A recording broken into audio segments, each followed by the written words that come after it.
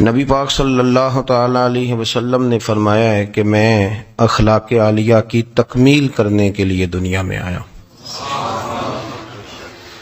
جتنے اخلاق ہو سکتے تھے، جتنی خوبصورتیاں ہو سکتی تھیں، جتنی اللہ کو محبوب تھیں، وہ ساری میرے نبی کریم نے بیان فرمائی. ساری رسول کریم صلی اللہ تعالی علیہ وسلم نے بیان کر دی ہیں، جتنی خوبصورتیاں ہو سکتی تھیں. کچھ لوگ ایسے ہوتے ہیں جو بیچارے بائی نیچر ہی کچھ پریشانیوں کا شکار ہوتے ہیں، اور قرآن مجید نے جو ارشاد فرمایا نا کہ کچھ لوگ نفس کی خواہش کو اپنا خدا بنا لیتے ہیں، تو وہ بلا وجہ بھی بہت ساری باتیں کرتے ہیں جن کا کوئی وجود نہیں ہوتا. عورت کو حقوق دلانے کے لیے بہت سارے لوگ بہت ساری غلط باتیں کرتے ہیں. جو لوگ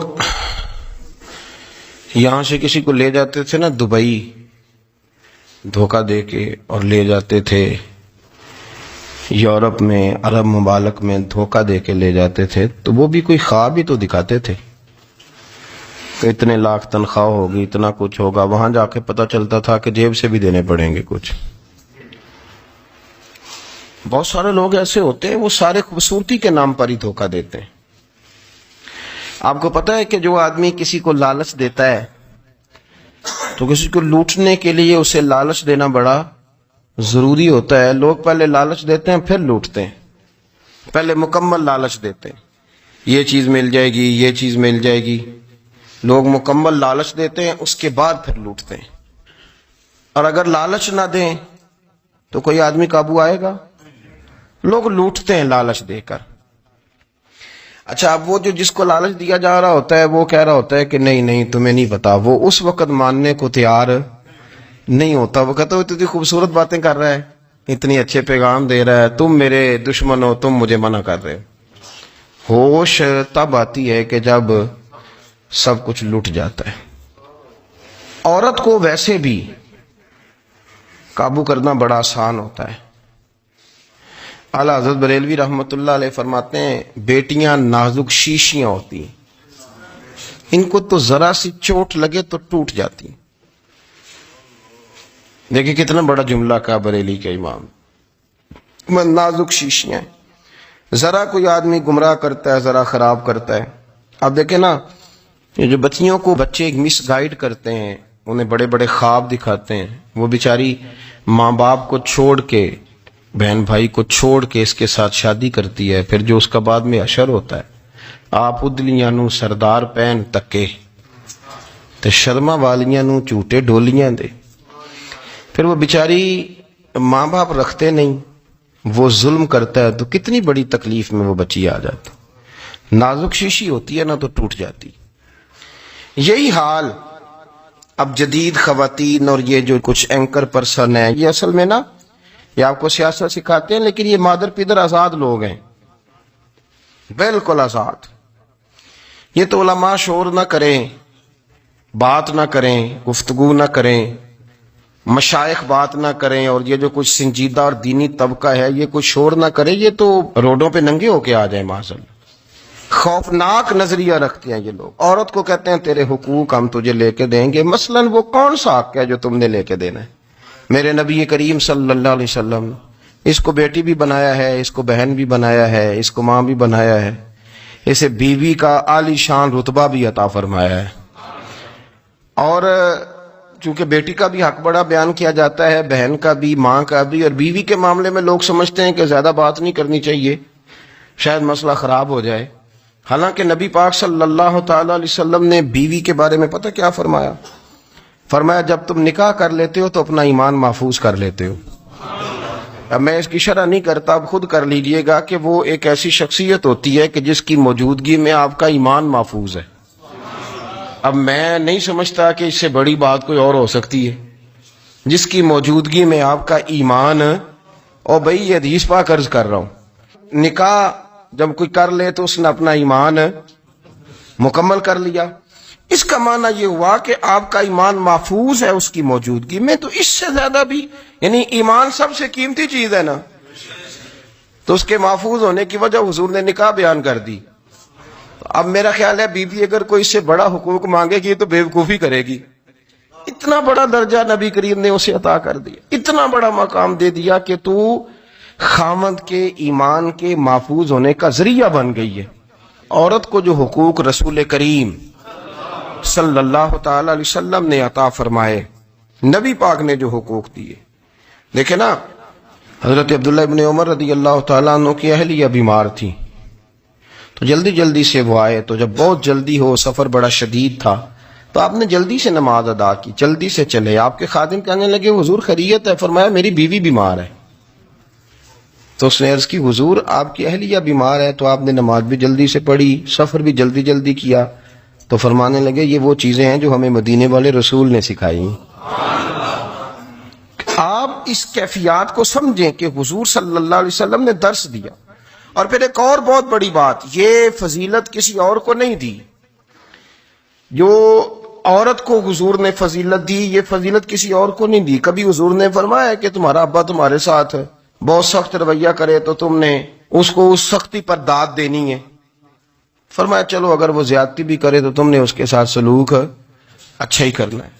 لیکن آپ ایک بات کو سمجھے نا کہ بچے کے بارے میں, بیٹے کے بارے میں, بیٹی کے بارے میں فرمایا 10 سال کے ہو کے نماز نہ پڑھے تو سختی کرو, تمہارا ڈنڈا بھی لٹکنا چاہیے. بہت ساری جگہوں پہ بہت سارے لوگوں کے لیے سختی کا حکم دیا, لیکن عورت کے لیے حضور نے جو جملے کہے, اصل میں ہم سمجھتے ہیں کہ یہ ایک بات ہے, مشہور ہو گئی ہے روایت حدیث, تو بس اس کے پس منظر پر اور جملوں کے حسن پر شاید معاذ اللہ غور کرنے کی ضرورت نہیں. ذرا اس لفظ کی تاثیر پر غور کریں. حضور نے فرمایا عورت ٹیڑھی پسلی سے پیدا کی گئی ہے, یہ ٹیڑھی ہے, اس کو سیدھا کرنے کی کوشش کرو گے تو ٹوٹ جائے گی. تو حضور پھر ہمارے لیے حکم کیا ہے؟ فرمایا جیسی ہے تم اسی کے ساتھ نبھا کرو. آپ سمجھیں کہ اتنا محفوظ حضور نے درجہ دے دیا بی بی کو, اتنا محفوظ کہ فرمایا غلطی بھی ہو تو میرے غلاموں تم اس کے ساتھ نبھا کرو, گزارا کر لو. کو کیا اور حق چاہیے عورت کو جس کو اس کی غلطیوں سمیت نبی پاک نے قبول کرنے کا حکم دے دی کہ اس کی کمزوریوں سمیت قبول کر لو. اب اس کو اور کیا کوئی کمزوریوں سمیت قبول کرتا ہے؟ کبھی آپ دکان پہ بیٹھے ہو تو آپ کہیں بھی اس میں یہ بھی غلطی, میرے مال میں یہ بھی کمزوری ہے, یہ بھی کمزوری ہے, یہ بھی کمزوری ہے, تو کر لے قبول. کرتا ہے کوئی؟ کوئی شخص ایسا ہو جو کسی چیز کی کمزوریاں بیان کر کے کہ اسے قبول کرو؟ پر رسول کریم صلی اللہ تعالی علیہ وسلم نے نا ہمیں سبق دیا, حضور نے ہمیں درس دیا, نبی پاک نے ہمیں پیغام دیا. فرمایا یہ ٹیڑھی ہے, سیدھی کرنے کی کوشش کرو گے تو بیچاری ٹوٹ جائے گی, تو اس کے ساتھ نبھا کر جاؤ. آپ میری بات کو سمجھیے گا. چلیں میں اس پر ایک اور بخاری مسلم کی حدیث پڑھتا ہوں. حضرت سلمان فارسی رضی اللہ تعالیٰ عنہ اور حضرت ابو دردہ کے درمیان بھائی چارہ تھا. مکے سے مدینے جب لوگ آئے تو حضور نے بھائی بھائی بنایا تھا. ان کے درمیان بھائی چارہ تھا, تو ابھی پردے کی آیات نازل نہیں ہوئی تھیں, تو لوگ ایک دوسرے کی طرف جاتے تھے. حضرت سلمان فارسی رضی اللہ تعالیٰ عنہ حضرت ابو دردہ رضی اللہ تعالیٰ عنہ کے گھر میں تشریف لے گئے تو دیکھا کہ ان کی بیوی بڑی غمگین بیٹھی ہیں. تو ہم نے فرمایا بہن کیا ہوا؟ تو کہنے لگی تمہارے بھائی کو دلچسپی کوئی نہیں رہی, ہر روز روزہ رکھ لیتا ہے اور ساری ساری رات نفل پڑھتا ہے. حضرت سلمان فارسی کہنے لگے ٹھیک ہے کر لیتے ہیں بندوبست. نماز دین ہے کہ نہیں؟ دین ہے نا یہ چیزیں. لیکن حضرت سلمان فارسی جناب ابو دردہ سے کہنے لگے آج میں نے تیرے گھر میں رہنا رات کو, کیونکہ وہ تو ساری رات نماز پڑھتے تھے, نفل پڑھتے تھے. انہوں نے کہا ٹھیک ہے. ایک بستر لا کے بچھا دیا حضرت سلمان فارسی کے لیے. سلمان فارسی فرمانے لگے دوسرا بھی لا. کہا وہ کیا کرنا ہے؟ فرمانے لگے تو نے بھی سونا ہے, میں نے بھی سونا ہے, تو نے بھی سونا ہے. عشاء پڑھیں گے اور پھر دونوں سوئیں گے. کہا میں نے تو نماز پڑھنی ہے. فرمایا تہجد کے وقت اٹھ کے پڑھیں گے, اللہ کے رسول بھی رات آخری حصے میں جا کے نماز پڑھتے. ادھر ساتھ سلا لیا. وہ تھوڑی کو دیر سوئے, اب عادت تھی ساری رات اٹھنے کی, ذرا اٹھنے لگے بستر سے. تو حضرت سلمان فارسی فرمایا چپ کر کے سو جا, وہ بڑی رات پڑی ہوئی, چپ کر کے سو جا. وہ لیٹ گئے, پھر اٹھنے لگے تو فرمایا سو جا چپ کر کے, بڑا ٹائم ہے. سحری کے وقت اٹھے, نفل پڑھے. ان کا ارادہ تھا روزہ رکھنے کا, تو فرمانے لگے کل رکھا تھا نا نفلی روزہ؟ جی رکھا تھا. پرسوں بھی رکھا تھا, ترسوں بھی رکھا تھا. فرمایا آج نہیں رکھنا, آج میں تیرا مہمان ہوں, سارا دن کٹھے مل کے روٹیاں کھائیں گے, آج نہیں روزہ رکھنا. سلا دیا. اب حضرت ابو دردہ رضی اللہ تعالیٰ عنہ کہہ تو کچھ نہ سکے، پر کہنے لگے سلمان تم پتہ تم کیا کر رہے ہو، نہ تم نے مجھے رات اٹھ کے زیادہ نفل پڑھنے دیے، سویرے روزہ نہیں رکھنے دیا۔ تو حضرت سلمان فارسی کہنے لگے کوئی لمبی بات تو نہیں نا، چلتے ہیں نا ابھی فجر میں مسجد نبی میں، تو نبی پاک کو بتاتے ہیں سرکار دو عالم علیہ السلام کی خدمت میں تو اپنی بات کرنا میں اپنی کروں گا، حضور نتیجے کا اعلان فرما دیں گے، بات طے ہو جائے گی۔ حاضر خدمت ہوئے، عرض کی یا رسول اللہ صلی اللہ تعالی علیہ وسلم یہ ساری رات نفل پڑھتے ہیں، ہر روز روزہ رکھتے ہیں، ان کی اہلیہ غمگین بیٹھی ہیں، حکم فرمائیں۔ تو نبی پاک صلی اللہ علیہ وسلم نے فرمایا پھر ہوا کیا؟ یا رسول اللہ میں نے رات سلایا ہے، سحری میں اٹھایا ہے، سویرے روزہ نہیں رکھنے دیا۔ نبی پاک نے فرمایا سلمان فارسی نے ٹھیک کیا، سلمان فارسی نے ٹھیک کیا۔ پھر حضور نے فرمایا، نبی کریم نے فرمایا ابو دردہ تیرے اوپر اگر اللہ کا حق ہے، اس کے رسول کا حق ہے، دین کا حق ہے، تو فرمایا تیری آنکھ کا بھی تیرے اوپر حق ہے، تیرے وجود کا بھی تیرے اوپر حق ہے، یہ حضور نے فرمایا، تیرے بچوں کا بھی تیرے اوپر حق ہے، تیری بیوی کا بھی تیرے اوپر حق۔ اس حق کو بھی سمجھے، حقوق اللہ بھی ہیں، پر تیری آنکھ کا بھی تیرے اوپر کیا مانا کہ تیری آنکھ سونا چاہتی ہے تو اسے سلا بھی، تیرے وجود کا بھی تیرے اوپر حق، تو تیرا وجود آرام کرنا چاہتا ہے تو اسے آرام بھی کرا۔ اور پھر وہاں نبی پاک صلی اللہ علیہ وسلم نے فرمایا میں تم سب، سننا یہ لفظ حدیث کے، حضور نے اسی موقع پر فرمایا میں تم سب سے زیادہ اپنے رب کو جانتا ہوں اور میں تم سب سے بڑھ کر اپنے رب سے ڈرتا ہوں۔ حضور فرمانے لگے میں روزہ بھی رکھتا ہوں، افطار بھی کرتا ہوں، یعنی کبھی رکھتا ہوں اور کبھی نہیں رکھتا۔ فرمایا میں نفل بھی پڑھتا ہوں اور اپنی بیویوں کو وقت بھی دیتا ہوں۔ سرکار مسجد میں بھی آتے تھے، نواسوں کے ساتھ کھیلا بھی کرتے تھے، ان کے ساتھ پیار بھی کرتے تھے۔ تو اتنے بڑے حقوق حضور نے بیان فرمائے عورتوں کے کہ تمہاری بیوی کا بھی تمہارے اوپر۔ لو ایک حدیث بخاری کی اور یہاں بیان کر دیتا ہوں۔ ایک شخص نے آ کے عرض کی یا رسول اللہ صلی اللہ تعالی علیہ وسلم جہاد کے لیے تیاری ہو گئی ہے، صفیں بن رہی ہیں، مجاہدین کی تیاری ہے، تو میرا بھی نام لکھ دیا گیا ہے مجاہدوں کی لسٹ میں، لیکن یا رسول اللہ صلی اللہ تعالی علیہ وسلم میری بیوی نے حج کی تیاری کر لی ہے اور میرے دوستوں نے، صحابہ نے میرا نام مجاہدین کی لسٹ میں لکھ دیا، تو میرے لیے کیا حکم ہے؟ یہ بخاری مسلم ہے۔ تو نبی پاک صلی اللہ تعالی علیہ وسلم نے فرمایا جہاد پہ کوئی اور چلا جائے گا تو بیوی کے ساتھ حج کرنے جا، اسے محرم کی ضرورت ہے، وہ تیرے بغیر کیسے جائے گی؟ مجاہدین کو تو اور مجاہد مل جائے گا، پر تو اپنی بیوی کے ساتھ جانا۔ نبی پاک صلی اللہ علیہ وسلم نے مرد کو محافظ بنایا ہے، عورت کو مرد کا قیدی نہیں بنایا، بلکہ عورت کو حفاظت عطا کی اور مرد کو اس کا محافظ بنایا۔ اب بچیاں آزاد ہونا چاہتی ہیں، اور آزادی بھی وہ والی کہ جو بنیادی طور پر آزادی نہیں، فحاشی ہے۔ میں نے بہت پہلے کہا ہے کہ اسلام بیٹیوں کو قیمتی سمجھتا ہے۔ جس بندے کے پاس 20 تولے سونا ہو وہ چوک میں لے کے نہیں آتا، وہ قیمتی چیز ہے، اس نے چھپا کے رکھی ہوتی ہے۔ تو جو نبی پاک صلی اللہ علیہ وسلم کا کلمہ پڑھنے والے بیویاں، اسلام انہیں قیمتی سمجھتا ہے، کہتا ہے کہ تم قیمتی ہو لہذا گھر کے اندر رہو، تم باہر نہ ہو۔ لیکن عورتیں ہیں کہ ان کو بلا وجہ لوگ خراب کر دیتے ہیں اور بلا وجہ وہ اس مغالطے کا شکار ہو جاتی ہیں۔ اب آگے بڑھتے ہیں۔ قرآن مجید نے سورہ نور کی آیت نمبر 30 میں کہا کہ کل للمؤمنین یغضوا من ابصارہم، فرمایا کہ اے محبوب علیہ السلام مومن مردوں سے کہہ دو کہ اپنی نظریں جھکا کے رکھیں، اپنی نظریں۔ اور اگلی آیت میں فرمایا وَقُلْ لِلْمُؤْمِنَاتِ یغضضن من ابصارہن، فرمایا کہ اے محبوب مومن عورتوں سے بھی کہہ دو کہ اپنی نظریں جھکا۔ مرد بھی اپنی نظر جھکا کے رکھے گا عورت کی طرف، لیکن یہ ساری پابندی صرف مرد پر نہیں، عورت بھی غیر محرم کا چہرہ نہیں دیکھے گی، اس پر بھی اسی طرح نظر جھکانے کا حکم ہے جس طرح کہ وہ ہر دکاندار کو بھائی جان کہہ کے گفتگو کرنے کی اس کو بھی اجازت نہیں ہے کہ وہ بھی وہ سمجھے کہ پابندی تو مرد نے کرنی تھی، میں نے تھوڑی کرنی تھی۔ وہ جس کے پاس جائے، جہاں بھی جائے، ڈاکٹر کے پاس جائے، باہر جائے، تو وہ جس طرح مرضی اس کا دل چاہے وہ بات چیت کرے، اس کی عورت کو بھی اجازت اسلام نہیں دیتا۔ بنیادی طور پہ اسلام شرم و حیا کا دین ہے، حیا کی بات کرتا ہے۔ حیا کی جب ہم تعریف کرتے ہیں تو حیا کی تعریف یہ ہے کہ کوئی کبھی چیز دیکھ کے نہ تو آپ کی طبیعت میں کراہت محسوس ہو، آپ کوئی غلط جملہ منہ سے نکالتے ہوئے ذرا جھجکیں، آپ کوئی غلط بات کرتے ہوئے تھوڑا بوجھ محسوس کریں۔ ہمارے یہاں تیزی سے فروغ پایا ہے بے حیائی میں، سنگیوں کی محفلیں، یاروں کی محفلیں، اس میں غلیظ گفتگو ہوتی ہے الا ماشاء۔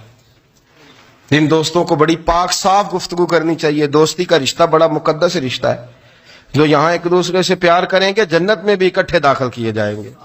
شرط یہ ہے کہ پیار اللہ رسول کی رضا کے لیے ہو، لیکن اس کے اندر اگر آپ کی گفتگو کچی ہو، کمزور ہو، فحاشی والی ہو، عریانی والی ہو، ہمارے ہاں تو اب اس کو لوگ فیشن سمجھتے ہیں، اس کو مردانگی کی علامت سمجھتے ہیں کہ وہ جی ساری باتیں جی وہاں ہو گئیں، اور جس کا جو جی چاہا اس نے کہا۔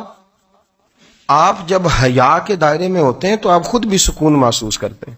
دیکھیں نا، آپ کو نیند سکون سے کہاں آتی ہے؟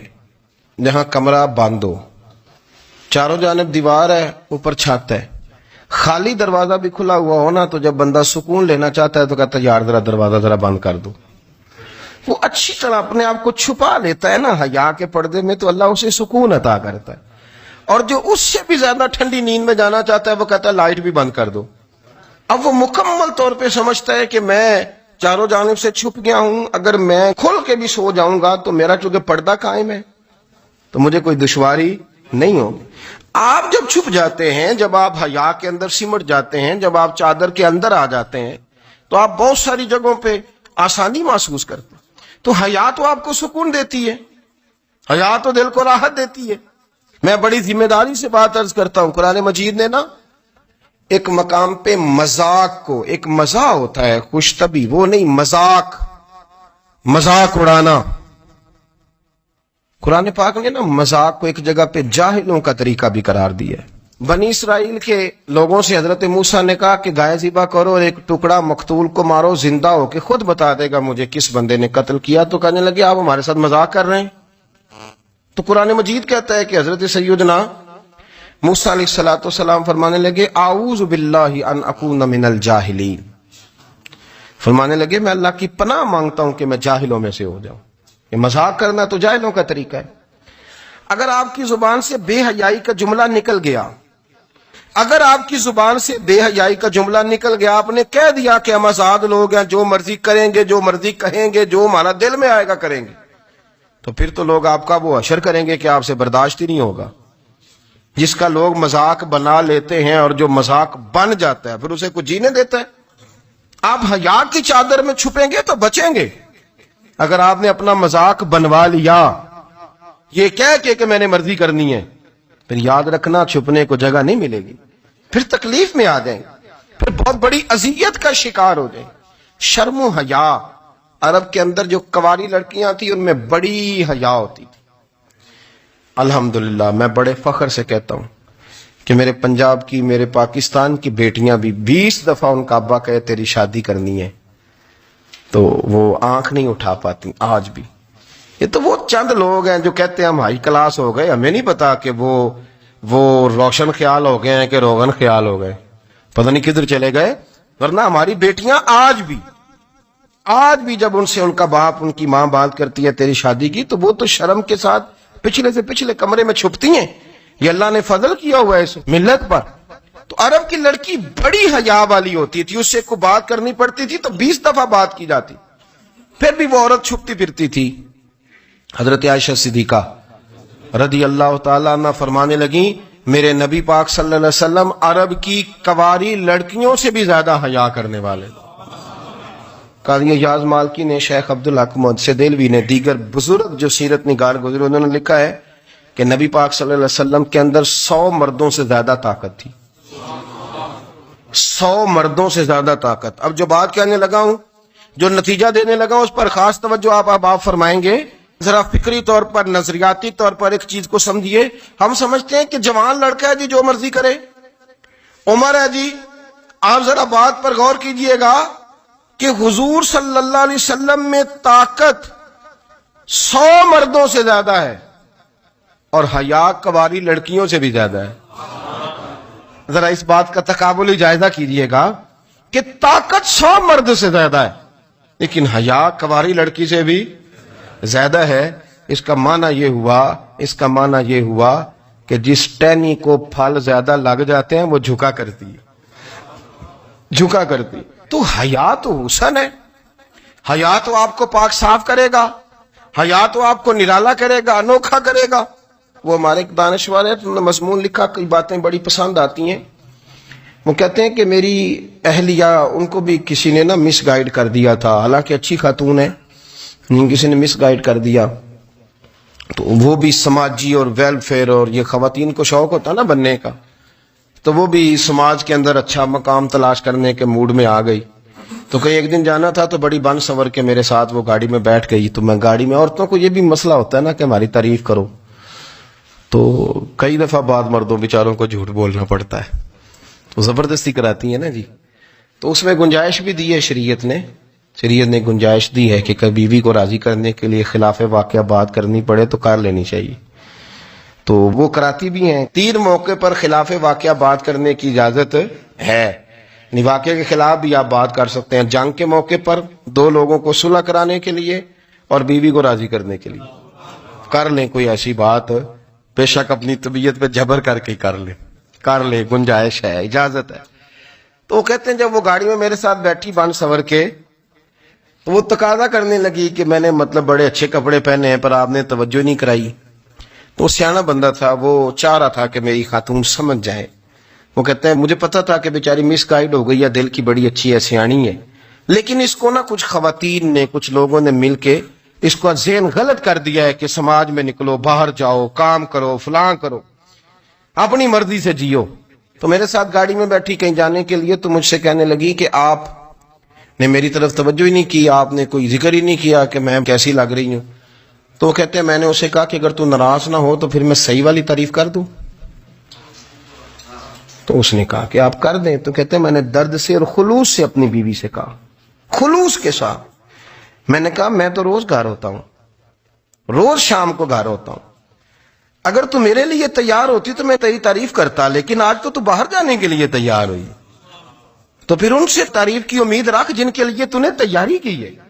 میرے لیے تیاری کرتی تو میں تو ہر شام تیرے پاس ہوتا ہوں. کہتے ہو میرے لفظوں میں درد تھا تو وہ بھی رو پڑی. کہنے لگی آپ گاڑی روک دیں، مجھے باہر جا کے کسی کو راضی نہیں کرنا، میں نے اسے راضی کرنا ہے جس کو رب کریم نے میرا شوہر بنایا اور میرے لیے منتخب کیا ہے، میرے ماں باپ کو. میں واپس لوٹتی ہوں. یہ ایک پہلو ہے سلگتا ہوا، اس کو سمجھا جائے. رسول کریم صلی اللہ علیہ وسلم عرب کی کواری لڑکیوں سے زیادہ حیا والے تھے، کواری لڑکیوں سے زیادہ حضور حیا فرمایا کرتے تھے. جب خانہ کعبہ کی مکہ شریف میں تعمیر ہو رہی تھی نا، اہل عرب اس کو تعمیر کر رہے تھے، تو نبی پاک صلی اللہ علیہ وسلم اپنے چچا حضرت عباس کے ساتھ خانہ کعبہ کی تعریف میں مصروف تھے. تو عرب کے لوگ چونکہ لمبا کرتا پہنتے تھے پیروں تک، تو نیچے اگر کسی وقت کوئی چیز نہیں بھی ہوتی تھی تو کسی کو وہ نظر نہیں آتی تھی، چونکہ پردہ رہتا تھا، ایک لمبا کرتا پہنا ہوا ہوتا تھا. تو جب بچے، سرکار کی عمر مبارک بھی ابھی تھوڑی تھی، تو اس طرح بچے جب نکلتے تو وہ کئی دفعہ اپنی تہمت اتار دیتے نیچے سے، اور کوئی مزدوری کرنے لگتے تو 3-4 طے کر کے نا تہمت کی کندھے پہ رکھ لیتے، جس طرح کبھی دیہاتوں میں لوگ کپڑا سر پہ رکھتے تھے کہ اوپر اگر کوئی وزنی چیز رکھیں گے تو وہ تکلیف نہیں دے گی. نبی پاک صلی اللہ علیہ وسلم بھی سب لوگوں کے ساتھ خانہ کعبہ کی تعمیر میں شامل تھے.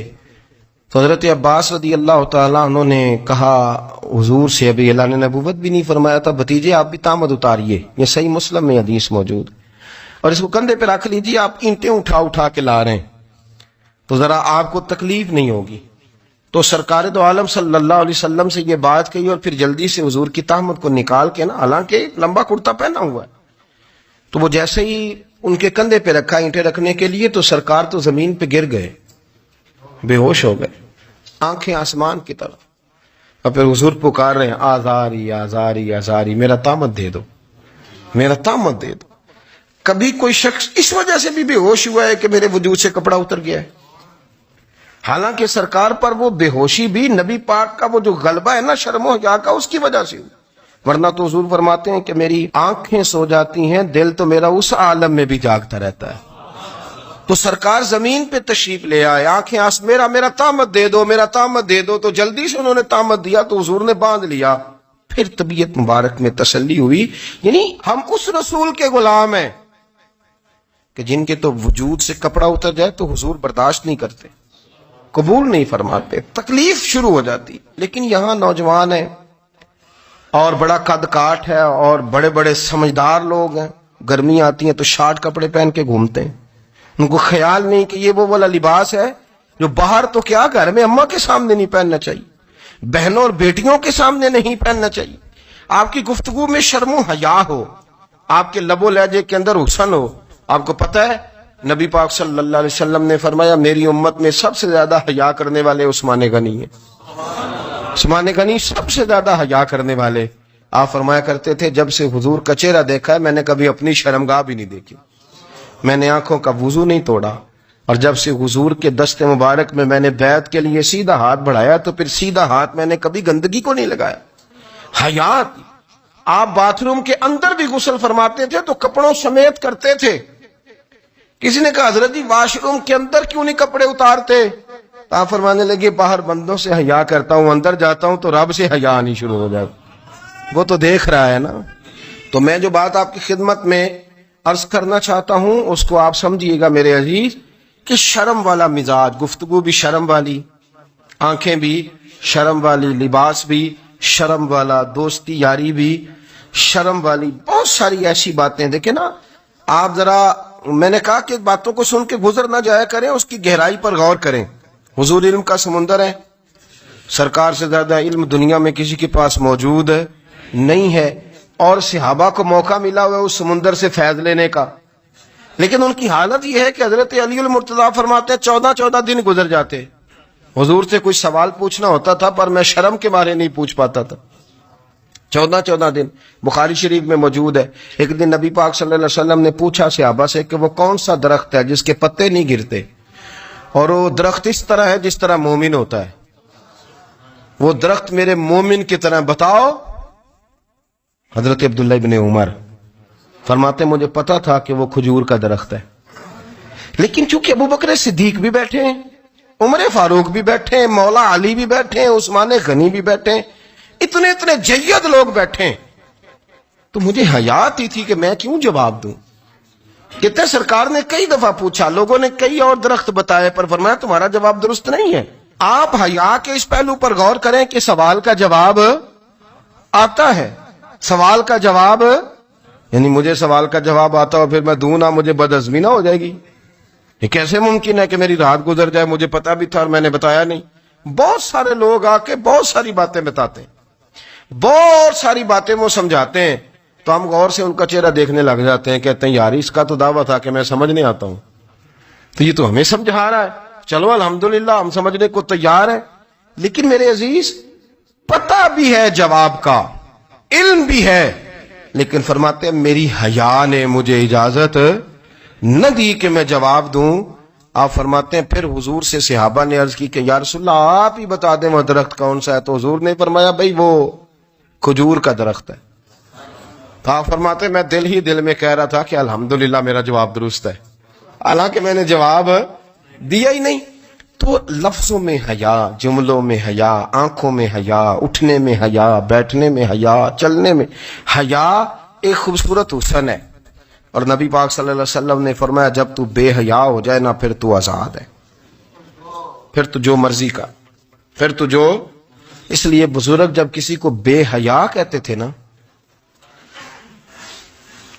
اللہ اکبر، اور جب کسی کو کہتے تھے نا یہ بے حیا ہے تو لوگ سمجھتے تھے کہ ہلکی سی بات کر دی ہے، لیکن ان کا معنی یہ ہوتا تھا کہ بس بھئی اب اس کے ساتھ کوئی کلام کرنے کی ضرورت ہے، اس کو اب اصلاح کی ضرورت نہیں، یہ بے حیا ہے۔ کیا معنی؟ کہ اب یہ جو اس کے دل میں آئے گا وہ کرے گا، جو اس کی طبیعت چاہے گی وہ کرے گا، اب یہ کسی پہلو بھی قابو آنے کو تیار ہے، یہ بے حیا ہو گیا۔ بے حیائی بہت بڑا عیب ہے، اور جو لوگ کہتے ہیں کہ ہمیں بالکل آزادی ہونی چاہیے، ہمارا اپنا جسم ہے تو ہماری اپنی مرضی چلے گی۔ ایک وزیر صاحب ہیں، پتہ نہیں میں ان کو جانتا تو نہیں، انہوں نے سینٹ میں تقریر کی ہے، میں نے ان کی بات سنی ہے، اس نے کہا نہیں بھائی جسم رب کا ہے تو مرضی بھی تو رب کریم کی چلے گی، اور مرضی بھی یہ مرضی بھی اللہ کی. یہ مجھے تھوڑا سا مسئلہ ہے جسم پر, کبھی کبھی مجھے کثرت سفر سے الرجی ہو جاتی ہے. میرے ساتھ لوگ نا دل سے پیار کرتے ہیں. شاید ہی کوئی اچھا ڈاکٹر ہو جس تک میرے سنگی مجھے لے کے نہ گئے ہوں, پر جسم اللہ کا ہے نا, مرضی بھی جب وہ چاہے گا صحت دے گا. کیوں کچے کاموں میں لوگ پڑ گئے, کیوں غلط لوگ سوچ میں پڑ جاتے ہیں؟ یہ اسی کا ہے. اور جب وہ چاہے گا, آپ اس بات کو اچھے طریقے سے سمجھ لیں کہ جو اپنی مرضی چوکوں چوراہوں میں کر رہے ہوتے ہیں نا, جو مرضی گاندمند, وہ جانور ہوتے ہیں.